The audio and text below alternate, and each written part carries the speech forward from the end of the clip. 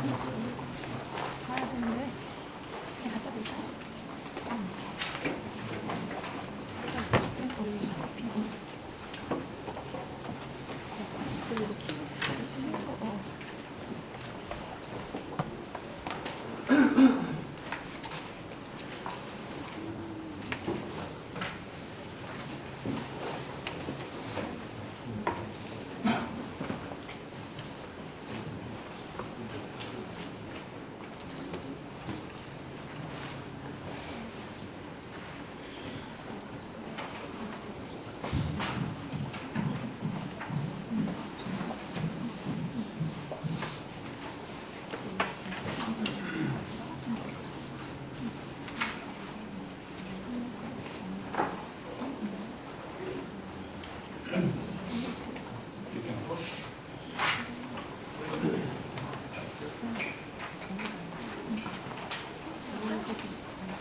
The four themes I suggest to discuss briefly with you are, first of all, what is really the trend in next year or this year is the extraordinary growth in IP.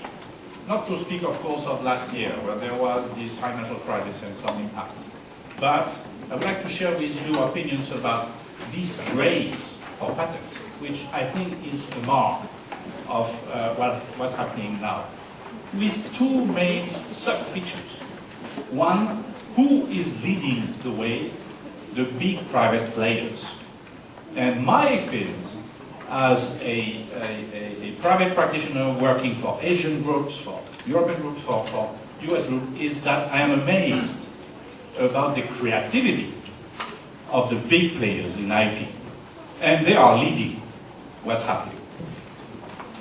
But in front of this creativity, which sometimes is borderline, goes a little bit too far, there are rules. And there is one sector where the rules are very interesting and where we as practitioners need to work quite in detail with the help of professors, namely, is the regulation of the behaviors by antitrust rules. And I will briefly touch this issue. In the second part of my presentation, I would like to give my views and my information with you about two new aspects of the regulation of IP in Europe. First of all, what is also a mark of the year, and certainly of next year, is the fact that governments are more and more interested in IP. And Professor, you mentioned this during your speech, and that's for Asia or for US. The USA, that's some important feature. That's true also for Europe. And I will focus on one issue, which is the current issue in Europe, which is the EEUPC, standing for European and European Union Patent Court. It's a project to have a common court in Europe. And as I happen to be an expert before the European Commission on this, I will just briefly introduce the subject. And the last item I would like to briefly browse is the new roles for patent attorneys. I used to be the president of the French Institute of Patent Attorneys, also of the European Institute, and I just want to share briefly with you what's happening in Europe about evolution of patent attorneys. First of all, the race for patents. We all know these curves. They are amazing, aren't they? There are the number of domestic, not domestic, of basic patent applications filed before various patent offices. And, and what you can see is that since Japan started to have a very big growth in the 60s, there has been really a race. And you have increasing curves. There is also an interesting curve going back to 1883, which shows what has happened before. But what is recent period evolution is very interesting. And suddenly, what will happen in 2011 is probably that the US will confirm, we'll see, it's not sure, but will confirm that they become the first applicant worldwide for patents, or they become the country where the most patent applications are filed yearly. And this is a recent trend, because the US just recently passed in front of Japan, which has been the leader for so many years. And this is the effect, you will remember, of the economic development law of Reagan in the 80s. and of the trips and everything that happened from the US to make IP a key element in development of the country, and also of the laws, of the patent laws in the US. So that's very interesting to see how they were able to achieve this. Now it remains to see how the crisis will hit this and what will happen. Nobody can predict for sure. Japan is amazing because by being a country not so populated as the US, it still is ranking first or second of the countries in terms of patent filing. But of course, the important event for last year is probably that China will become a close third in the race for patents, and is due to grow in the coming years and to become the number one for many years with a very high level. It can be predicted with a growth of 40% a year or 25% a year, depending on how you look at it. It will really become the number one of all countries. This is a very important trend. Korea is amazing. Korea is number 4. You know your country. I am very eager at hearing this afternoon about the presentation about how you explain that you are so much a champion in patent filing.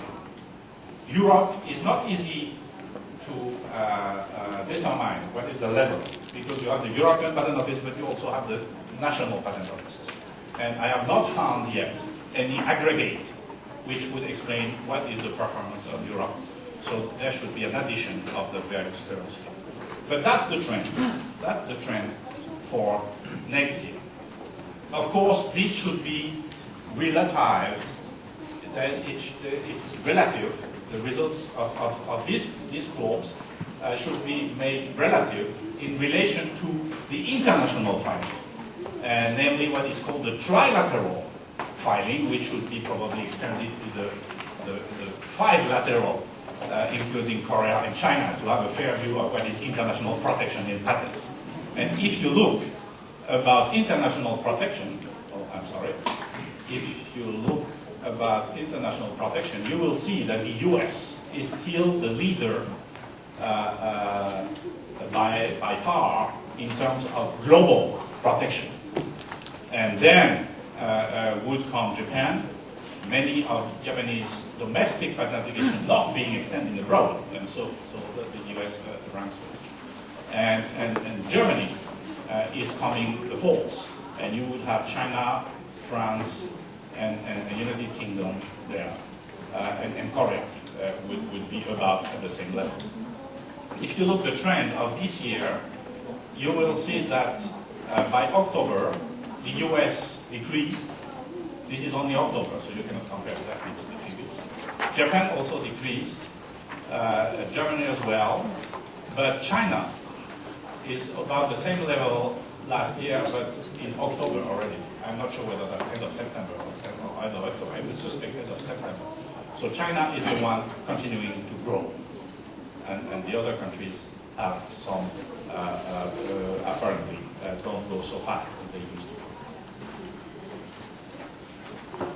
Now, briefly, some item which I'm very much interested in is how big private players use IP. We have very short time, so because we have the problem at the beginning, we will go very quickly through this, and maybe if we want to discuss this afternoon, maybe we will have some time. We are interested in big private players because I happen to be involved in France in a group which tries to summarize and to collect cases, IP cases. And by the way, I would be very much interested to work with KIIP and with KIPS about cases in IP. What we do is that we collect examples of IP behaviors, of IP strategies. And my belief is that this makes bricks of behaviors. Each different kind of strategy makes an arrow of strategy, and then it's better to explain and to teach IP strategy if you can show examples. And so we collect samples, and if you have similar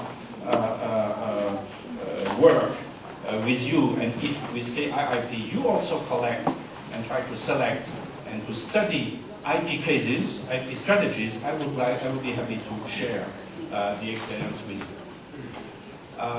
I would refer to classify the strategies to what a French consultant has made already 30 years ago, which is trying to define 6 different functions for IP strategy.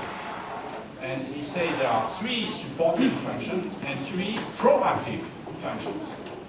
And he said, if you want to manage intangible assets, you should first set up your 3 supporting or support functions. You should make some economical intelligence. You should benchmark. You should look at what you should make patent mappings, patent searches, patent service, and that's the basics of IP. Look what everybody is doing. How is the landscape? And then in your own company, in your own lab, you should identify and you should evaluate what you are producing, what are your own intangible assets. This is the others, and you should know what are the others' intangible assets. This is yours, and you should not only identify them, but also value. You cannot have IP strategy if you don't have these basic functions. And then you will have to safeguard, to protect. You will have to license out, to sell, to generate revenues, and you will have to license in, or to enrich your portfolio. And they are the proactive. Every strategy should have the 6 functions. I should apologize with the translators because I realize that I'm speaking quite fast, and but we are pressed by time. Some examples of these strategies have been described in books, and there is an old book by Ove Granstein, which I'm sure you know, which already goes back 20 years ago, which cites another, no, that's, sorry, it's 10 years ago, but it cites some study made 20 years ago about, which cites the different corporate IP policies. And that's very interesting to classify the companies, how they use IP. They will ignore IP at the beginning, then they will make rewards for patents, and they will have IP issues left for legal department. That's step 2. Step 3 is more elaborate, more sophisticated. They will make selective patenting, license in, license out, protect trade secrets. But the real big player, they will use IP opportunities as part of business strategy. And they will have technical staff rotates to IP department, and they will embed the IP within the global strategy. And that's what are the global players in Korea, in Japan, in Europe, in the US, in other countries. That's what they are doing. And everybody knows that there is a number of companies who decide and assign for their staff that this year or this quarter of first quarter next year or second quarter next year, in the time, they should file patents, and they have plans that they should file patents on certain products, on certain technologies, because they have to protect their markets, even though they don't know exactly what will be invented. And that's an example of how IP-driven, IP-oriented strategies have been adopted by the big players.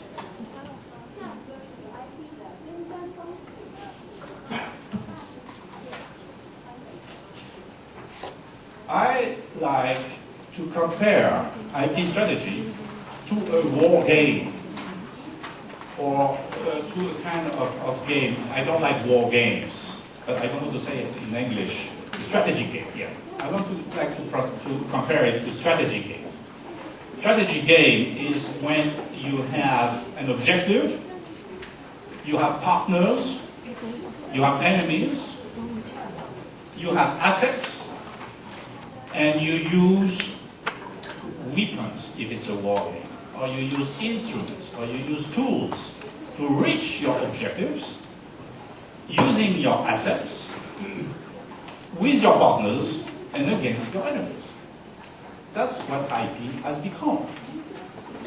And I like to compare IP game to some mixture of the Chinese chess, which I learned how to play in Korea, by the way. I don't know whether the patent attorney who taught me is here, maybe not. But he learned me how to play Chinese chess.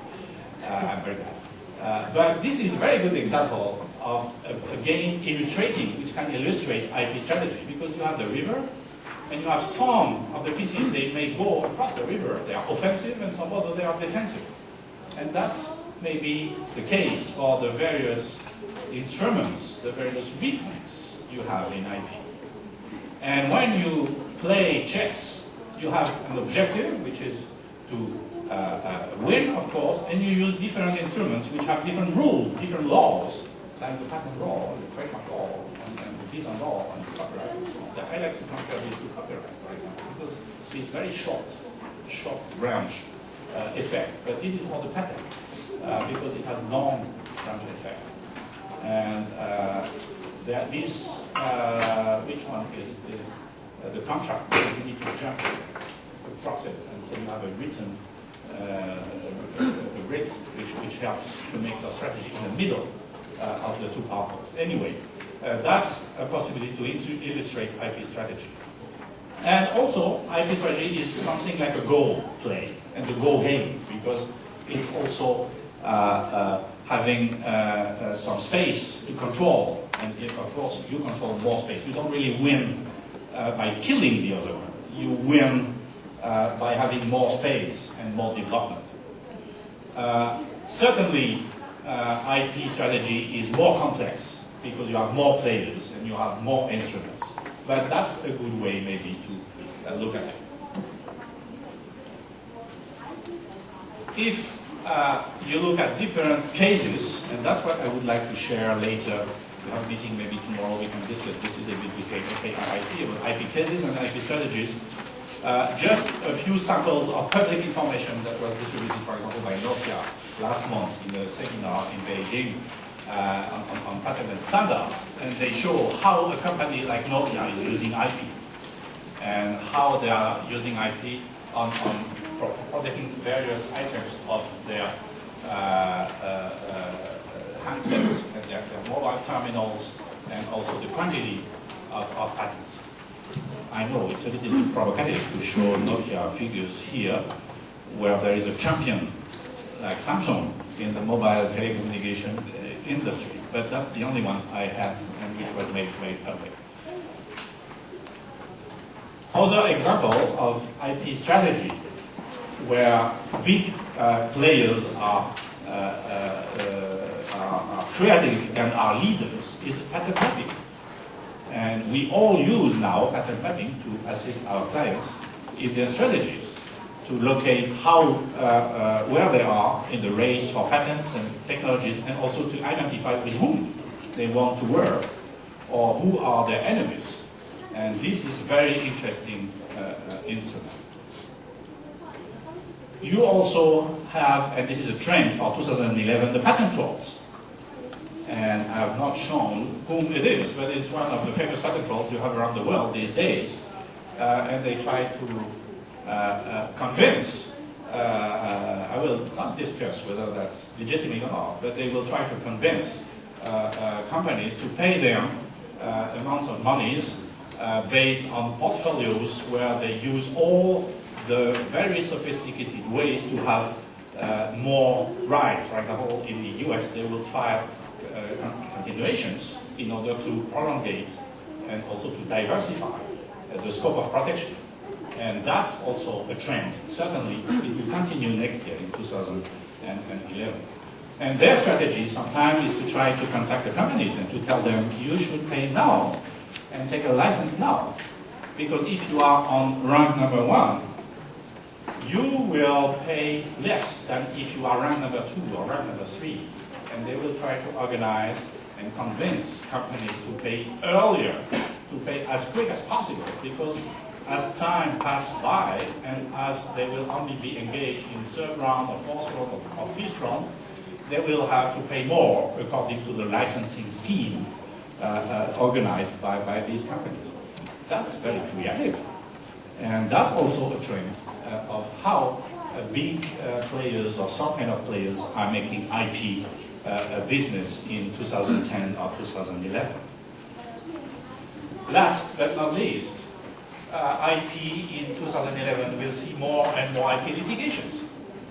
And I found on internet this last month these very interesting graphics which depict what are the different litigations in the mobile phone industry.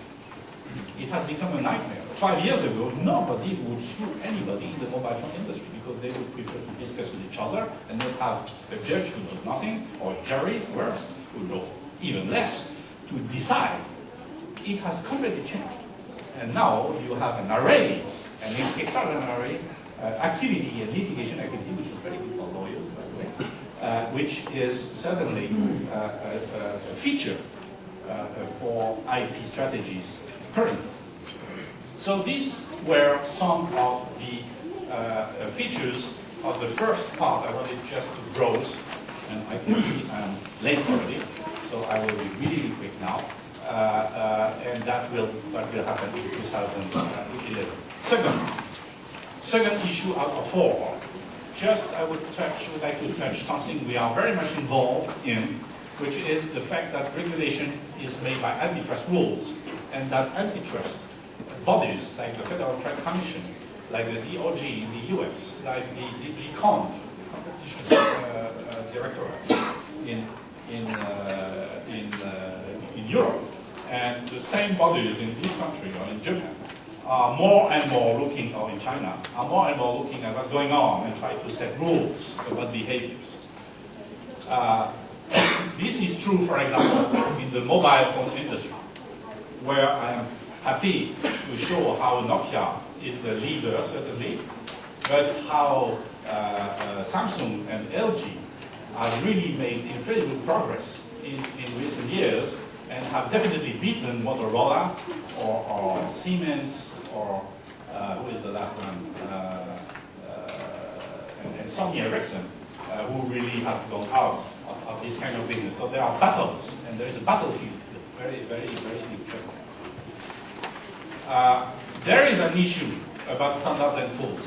By the way, there was a problem of compatibility between my PowerPoints and the printer, and you will see that some of the images you have on the paper version are not there. So we will work with KIIP and KIS to provide a more complete one and compatible one, so that you have a copy of the missing images.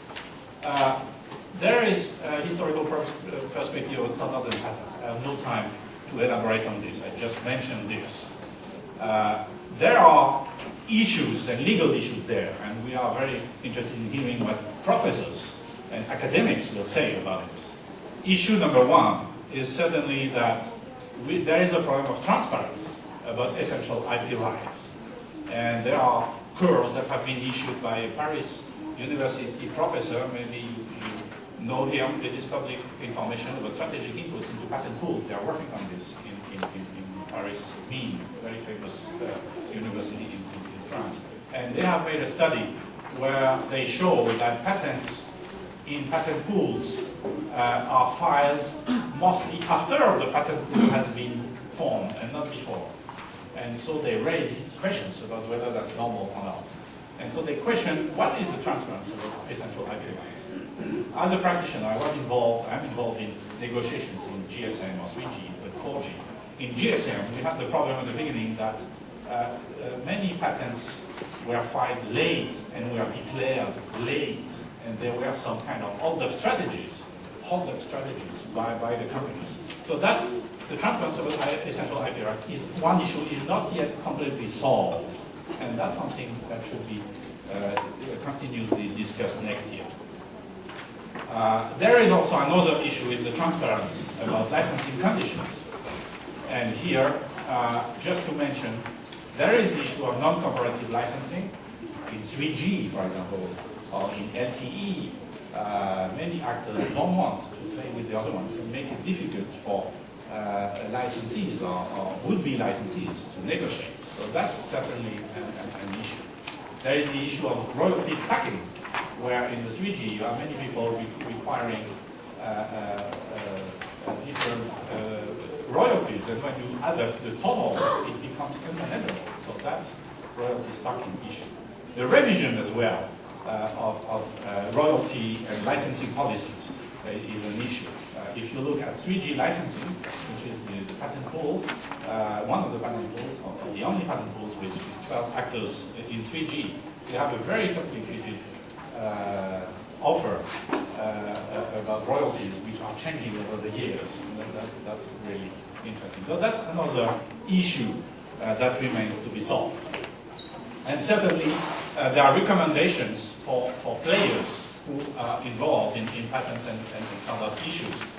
And certainly, the essential patent holders should document their essential IP disclosures and the related licensing policies, even more so that there are more and more litigation. And so they should evidence that they had a fair behavior and a transparent behavior. That's a big issue. And they should also balance and be very cautious between revision of licensing terms and consistency on their licensing terms, the non-discrimination between the different licensees. That's two issues. Licensees should have very proactive licensing in policies. There is a very interesting German Federal Supreme Court decision last year, the Orange 2 standard decision under European law, which says that you should really, if you are not happy with the license, with the royalty you are offered, you should counter-propose a royalty. If you don't have a fair behavior. So you really should have proactive licensing policies. Public authorities don't like very much these issues generally, except for the US. The European Commission is stepping back and doesn't want to give even comfort letters anymore for essential patents and patent rules. And it certainly should be recommended that they provide more legal previsibility and certainty for actors, and they are more involved, and they encourage transparency. That's maybe one of the second trends.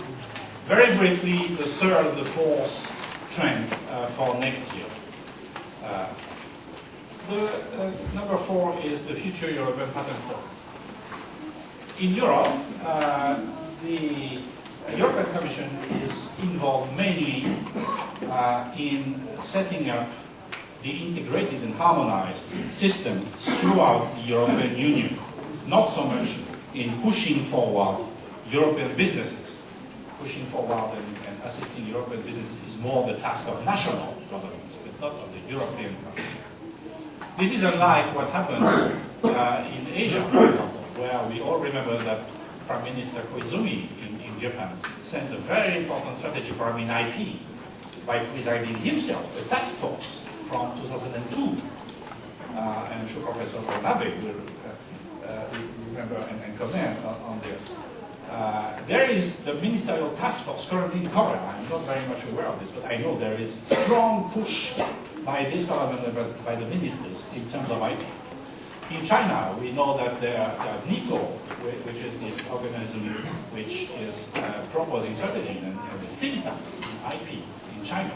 And there was the 2005 white paper. There is the current action plan in IP. So there are very strong actions. In the USA, you would have two very important actions. The one is the USTR, the trade representative, who is using the special 301, you know this, to characterize different countries throughout the world, become investor. Very similar to what happens in Korea. So you have also a separate fund in patents. And one of the key actions is the EEUPC. Just briefly, what has happened is that there have been several projects of the European and European Union Patent Court over the years. I will not detail this. The name explains what is the current project. It's a project which includes both the European patent granted by the EPO, the European Patent Office, and the future community patent, which does not exist. And that's why you have two E. There is European for EPO and European Union for community patent. And this project should bring together the two systems. There is a full draft that has been issued. There is an agreement that was given last year by the different ministers and the competitive council of all representatives of all countries last December agreed about the outline of this patent court system. But there has been a new problem in this project, which is that the European Court of Justice gave a negative opinion about it. And I will not comment at this stage, I don't have the time, why there was a negative opinion. But the project should be modified in order to meet the requirements of the European Court of Justice. So that's where the project is. This European Patent Court, you will see on the papers, I will not discuss, has a very wide jurisdiction and has a very elaborated organization. I don't have battery anymore. Yeah. And you will have the possibility to use different ways to sue before this patent court. There are several specific issues which are to be discussed and to be finalized, namely how you will choose between the national courts or the EU PC. There are some schemes which are thought about to solve this problem. You have also another issue, which is how you will collect evidences before these future courts. And if I would have time, I would explain that France has the most efficient system in Europe to collect evidence, where there is some problem in Germany and UK in the law and practice to collect evidence. So certainly France will become one of the key players in the future court once it's enacted. And this also is shown, I'm here also to promote my home country. You will see that France will certainly play an important role, because France is ranking second in terms of European patent applications filed.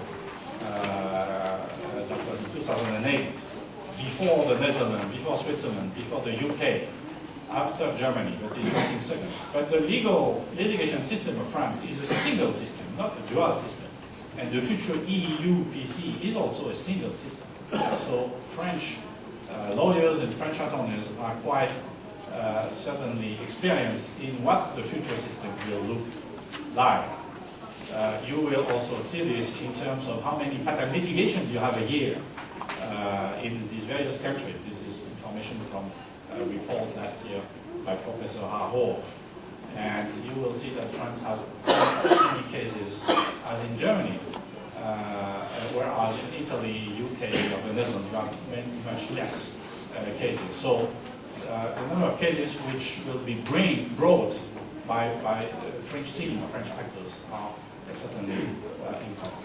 So that was what I wanted to say for the last item. And now, very briefly, what happens for patent attorneys in Europe? I will be very short. Patent attorneys are now facing many different kinds of functions.